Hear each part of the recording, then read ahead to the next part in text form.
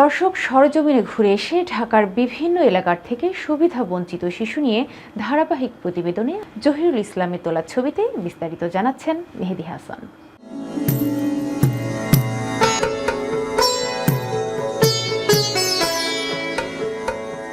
এই এলাকার অন্য শিশু সুবর্ণা, বয়স 13, বাবা মোহাম্মদ শামীম, মা দীপা বেগম।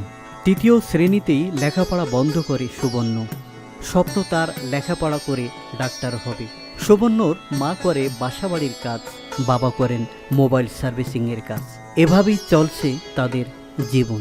আসসালামু আলাইকুম, আমার নাম সুবর্ণা, আমার আম্মুর নাম দীপা, আমার আব্বুর নাম শামীম। আমার আব্বু মোবাইল সার্ভিসিংয়ের দোকান, আমার আম্মু হচ্ছে বাসায় কাজ করে।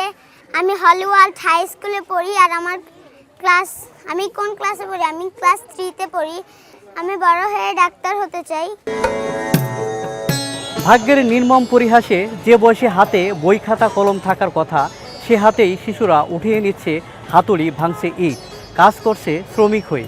দরিদ্র ঘরে জন্ম নেওয়ায় পেটের তাগিদে বাধ্য হচ্ছে শিশু শ্রমে জড়াতে।